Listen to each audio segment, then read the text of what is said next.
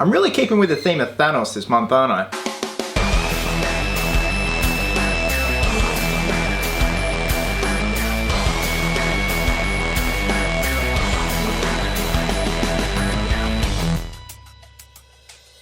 What's happening, my fellow geeks and geekettes? Welcome to a brand new episode of Chris's Custom Collectibles, and today we are going to be pimping out the Titan Hero Series Thanos figure from Avengers Infinity War. There's going to be nothing really elaborate about this makeover. We're going to be doing everything by hand with paints, maybe a bit of airbrushing. I'm going to cross that bridge when I come to it. But for the most part, we just want to give this figure a bit more detail and give him a nice base, almost like a display maquette that you would see inside Marvel Studios. So if you look at the figure right off the bat, it has some beautiful detail, has all the lovely hard edges of the armor. So for the most part, we are going to be using quite a bit of shoe polish on this bad boy. Then of course, I'm going to be going in and changing the color of the pants, detailing the boots, a lot of dry brushing, a lot of detailing. I am going to try my best to repaint his eyes because they're too dark and too beady at the moment. They're not Josh Brolin enough for my liking. So I'm pretty much going to apply the same method for his Infinity Gauntlet here as I did for that Infinity Gauntlet there. So in terms of a base, I'm just gonna be using those standard circular plaque type bases you can get from Bunny's Warehouse, but with the exception of this one, I'm gonna be doing a cracked ground with his feet cracking the ground, like his weight has almost broken the concrete under him. Now the annoying part is this figure does not come apart at all. It does not have any screws in the back of it. It's pretty much sealed up with a special adhesive that is an absolute nightmare to get apart, and if you do, you actually run the risk of damaging the figure altogether. So the first step is we have to spray a clear primer on this figure before doing anything. Next step is we're gonna cover all parts of his skin with some black shoe polish and remove the excess and go from there. Like I said, guys, this is just a fun little quick custom collectible. It's good to kill some time in the afternoon. So with that being said, let's get to it.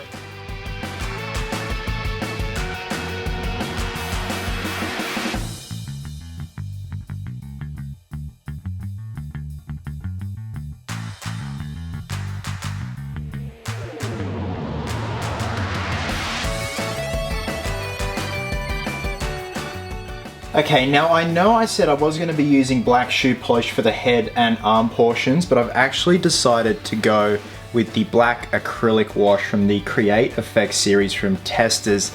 I just feel that this will give a bit more of an accurate color hue to this, whereas this has a bit of gray in it as opposed to the full black shoe polish. So I'm actually going to pop the head off and do that separately. So the method is, you know, you brush this stuff on, wipe away the excess, and it'll get in all that lovely detail and crevices.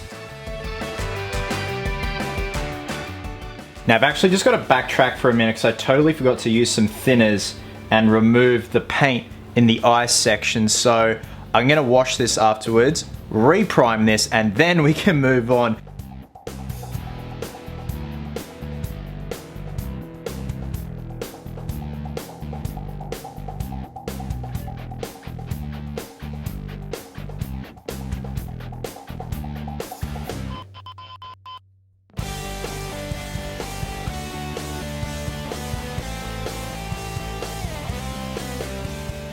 Okay, now that we've let the acrylic wash fully dry, the next step is to very lightly spray on a fine mist of matte white spray paint. So from what I've seen in terms of Thanos' skin color, it does have some detailing, some black highlights and everything in all the crevices of his face and his arms, but there also seems to be sort of a white sort of mist layer that has been applied to his skin tone. So I can't stress this enough, guys, you have to be very light with this. I'm going to keep the can as far away as I can as possible just to get a nice white highlight over the entire head.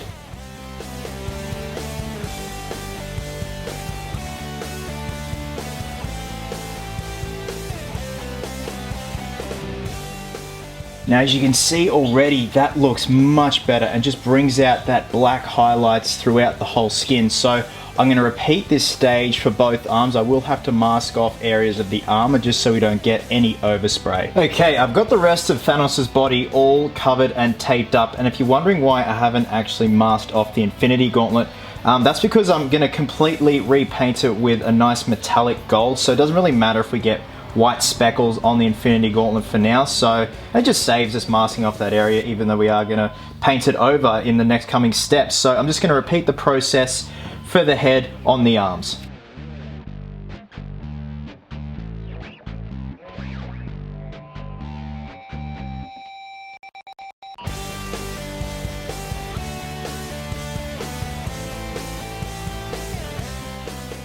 Okay, now it's time to repaint the blue section of his torso armor. Now I am using a blue, but we are using an Arctic Blue Metallic from Model Masters, so it's pretty much the exact same hue in terms of color, but it has metallic flakes in it that's just gonna really add some nice definition to that armor. Then after that, I'm gonna go over all of the gold areas with some Model Masters gold and just neaten up some areas of the shoulder armor here. And not to mention the first coat over the Infinity Gauntlet.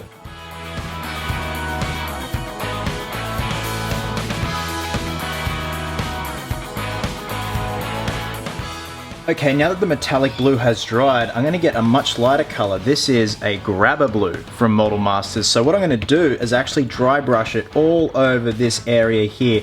Now, it doesn't really matter if we get anything on the gold or the pants, because we are going to be repainting the gold portions and of course making these pants a much lighter brown.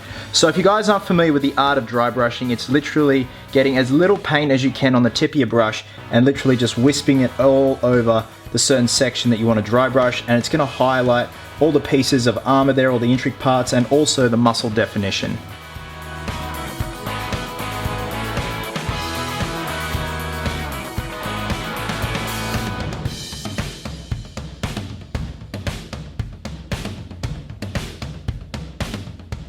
So before I start repainting all the gold areas, I'm just going to go in these sections here on the kneecaps and paint them with that same Grabber Blue. So from what I've noticed from screen caps and also the Hot Toys Thanos, these sections in here, this little tripod looking shape here has blue in it, and then it doesn't matter how much I mess it up, I can just go back over the plates here with the gold. So first this step with the Grabber Blue, and then going to be highlighting this, the belts, the shoulder armor, and of course the Infinity Gauntlet with a Model Masters gold.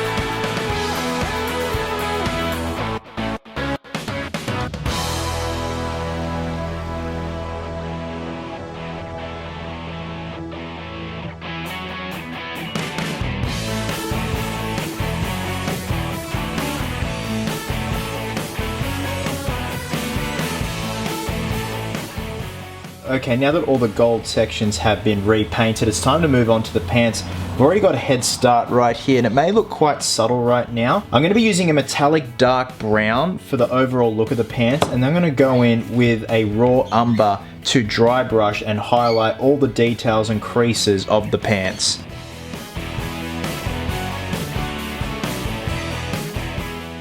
Okay, so I did try the raw umber and it just blended in too much with the base color. So I'm actually going in with a red oxide and dry brushing that over the pants. So this is the portion here that I've dry brushed with the new color. You may not see it that well now, but when I do dull it down with a dulling spray at the end of this build, it'll pick up the detail of the pants a lot more better.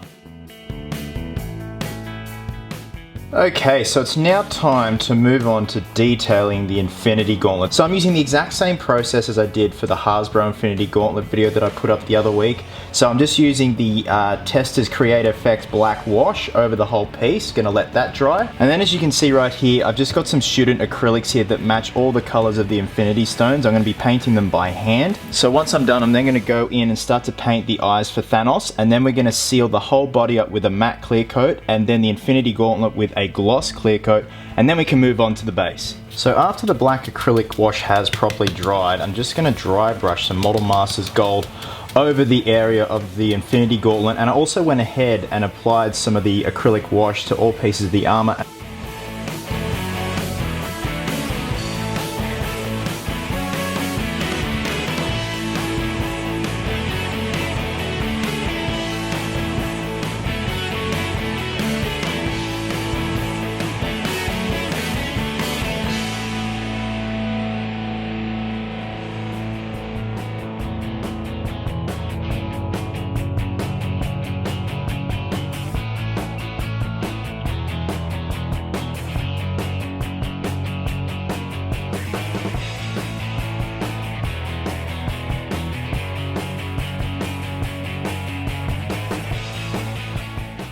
That was hard. You guys know I hate painting eyes, especially after that Jack's Pacific Superman.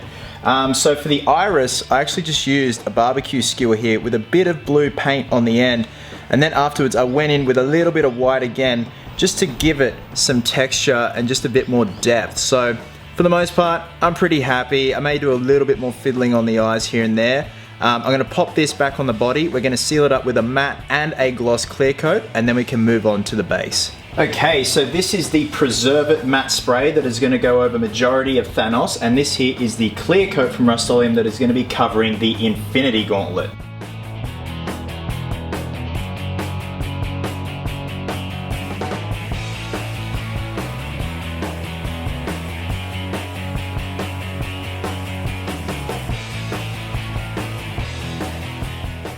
Alright geeks, it is now time to move on to the base. We're going to keep it simple yet effective. So you guys probably recognize this plaque base here. This is the same one I used on the Infinity Gauntlet the other week. They're cheap, affordable, practical. They have a variety of uses for displays and hanging stuff on. So what we're going to be doing is I'm going to be tracing around Thanos' feet here. I'm going to position him as best as I can in the middle, trace around his feet and start to draw out some cracks. So we're going to make this as if he's come to Earth and he's hit the tarmac or hit the asphalt and he's cracked the ground from his enormous weight.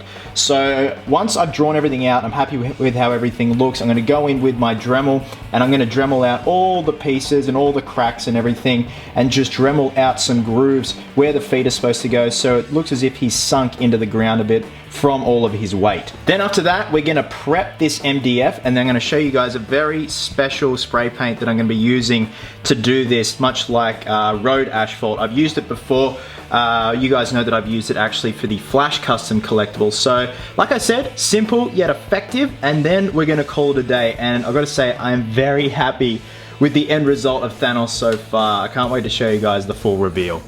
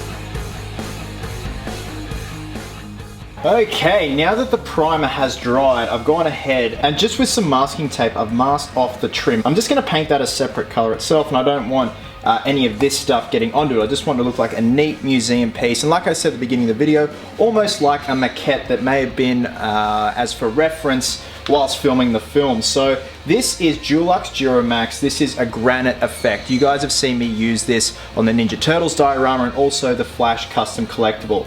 So I'm going to be spraying it over this area. I'm then going to be going in with a brush and brushing out the granite effect out of all the cracks here and just giving it a bit more depth. Then I'm probably going to give it another coat and repeat the process. Then after that, I'm going to give it a nice wash with the black acrylic from Testers. Probably give it a dull back and a bit of a spray with some matte black. Then I'm going to go around and paint the trim with the desired color. I'm still thinking about it at the moment. And then we're going to call it a day.